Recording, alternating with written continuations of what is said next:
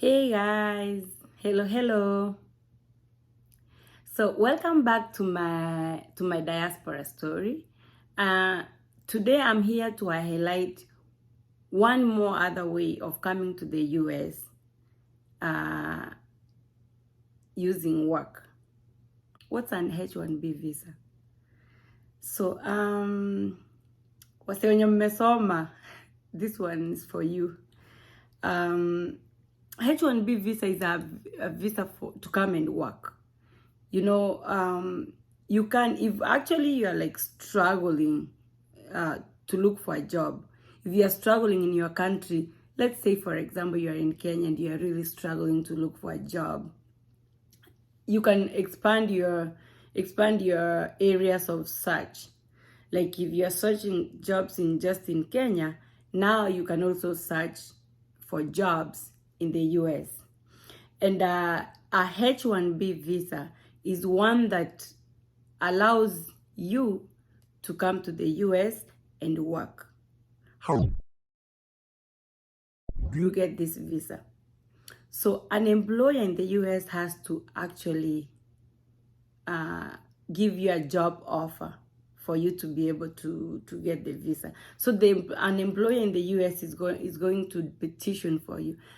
What qualifies you to get a job offer from the US for this H1B visa? You do need a bachelor's degree, at least bachelor's degree. In my previous videos, I've highlighted few other ways of coming to the US, and today I'm giving you an addition of another way of coming to the US. Now, wase wenye mmesoma, people who have watu mko out there in Africa, in Kenya, that have degrees in certain specialty occupations. Examples of specialty occupations are like, physicians, pharmacists, accountants. I know a lot of people have done accounting, engineering, information technology. Some courses do not qualify to get onto these specialty occupations. I want to give you examples of courses that will not qualify. For example, you majored in business education or business management, business administration. You did marketing. You majored in sales. You majored in psychology. You majored in,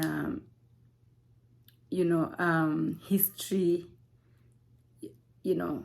You majored in communication, you majored in political science. Most of those courses do not qualify as specialty occupations, because somehow if you, let's say, have a business degree, you can also work as a marketing manager, let's say so, or you can work as a salesperson.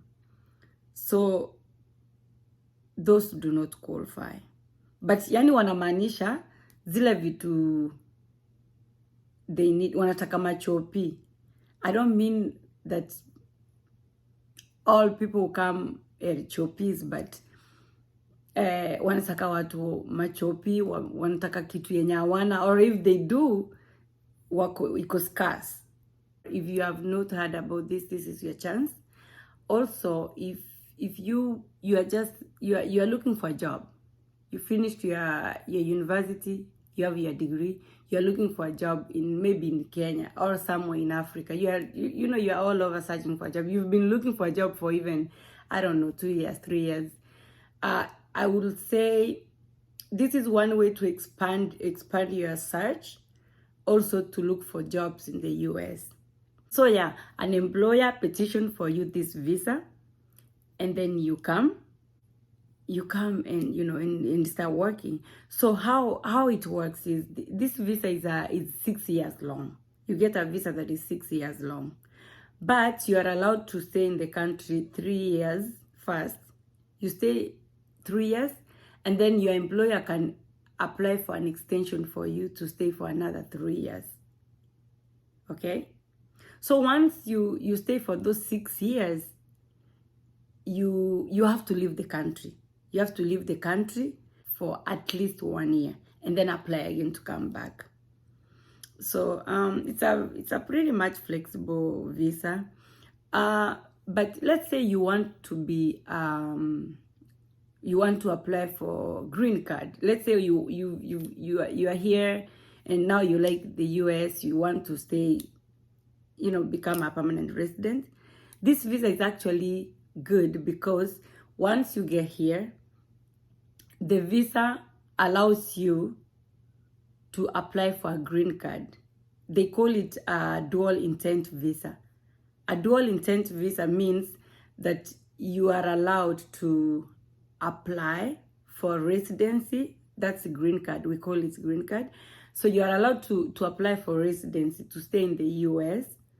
And residency, most people get 10 years of staying, and you can renew every 10 years, or after 10 years you can decide to become a citizen, or after 5 years you can decide to become a citizen. So if you do decide to take that route, you do need to start that process immediately. Like once you get that visa, you come to the US, you start work. Once you start work, this visa gives you a pathway to actually apply for a green card. So it's good for you to start that process immediately so that you are not caught up with time when you are supposed to be leaving the country. So, I mean, how hard is it to get this visa? How hard is it to get this visa? It's hard. It's hard, but it's possible. A lot of people have gotten it. People who know about this visa, they have gotten it. You know who knows about this visa? A lot of people from India, a lot of people from China, a lot of people from Japan. These Middle East countries, they do a lot. They do a lot H1B visa. It's what that has kept them in this country. But most of us, most people from Africa, most people from the country where I come from in Kenya, do not go for this visa. I do not know if it's because we are not aware of it, or maybe it's because we don't know the process. Whatever the case it might be, now you know at least something about H1B visa. And if you want to start the process, now it's the time to do that. So which employer can give you this chance? Which employer can petition for you? Now, any employer in the US can be able to petition for you this H1B visa, as long as the employer has a tax ID number, which is a very universal thing here. Like for you to be an employer, you must have a tax ID number that allows you to actually employ people. So any employer is able to file for you. But this is the catch. It's expensive. It's expensive for an employer to do this process using their own money. And the thing is, you cannot offer, the law cannot allow you to offer an employer money so that they can process for you this visa. All the employer needs to do is give you an offer letter for a job. A lot of employers do it. Amazon inafanya. Amazon brings people from all over the world to work for them, or sometimes give them the status to work while they are in their country. Healthcare industry is one that has really emerged as one doing this process since COVID. Even before COVID, it used to do, but then since COVID hit, the healthcare field has been doing a lot of this visa, H1B visa. Give it a shot. If you are searching for a job in Africa, you might as well search for a job all over. the application process is almost similar. There's no harm in doing it. There's really no harm in trying. What are the benefits of getting an H-1B visa? If you get an H-1B visa, your benefits are also that you can come along. You can get accompanied by your family. Family to mean your spouse and your kids. Any kid who is below 21 years, you can come along with them. Isn't that good? Like you get a visa, but then you get the H-1B visa, but then you get the chance to actually bring along your spouse and your children. Yeah, I think that's a really good thing. So your spouse and your children get what is called an H4 visa, a H4 visa. So you get a H1B visa, and your spouse and children get H4 visa. And you might ask, if you are coming with your spouse, are they allowed to work? Are they coming to sit in the house and just not be productive? Yes, they are allowed to work. So a spouse to a H1B worker, a spouse to a H1B worker is allowed to work for as long as the H1B worker is working. So let's say your husband is the one who got the H1B visa. So you will come here. He will be working the job that brought him from wherever they came from.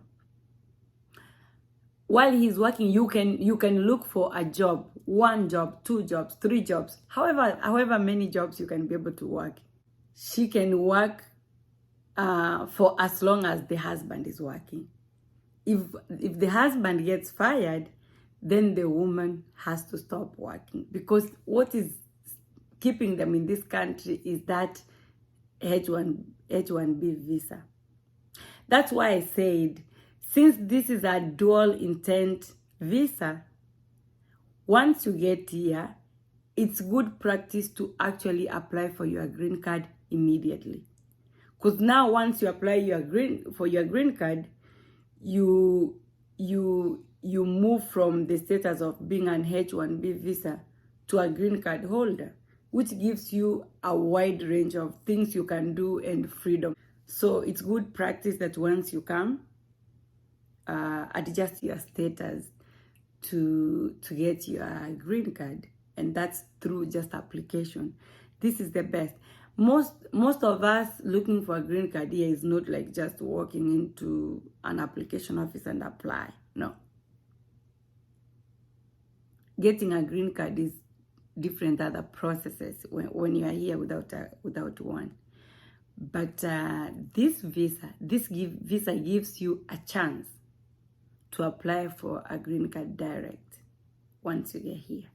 So yeah, guys, I would say if you are looking for a job, you might as well expand your search. Just expand your search to looking for a job in the US as well, and you might be lucky to get this visa. As I said, it's not an easy road, but there's no easy road anywhere. So guys, go ahead and try that, and I wish you luck as you might be trying for these types of visas. Give it a try and let me know how it goes. Let me know how your process goes, and what are the challenges you're finding in your job search, in your applications for the visa. Otherwise, this is it for today. Keep subscribing, keep liking, keep commenting, share the videos. Sharing is actually important for me, because I know that it's only by sharing this information with your neighbor, your sister, your brother, your relative somewhere, that they can be able to also benefit from this video. Usikae nayo, usiseme that maybe if ukitumia mtu fulani atatangulia kufanya the process before you. Don't feel that way. Just share it.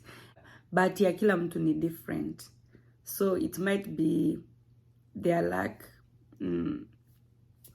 Just share with them, and that'll be fine. Otherwise, thank you so much. Have a good one. See you next time. Bye.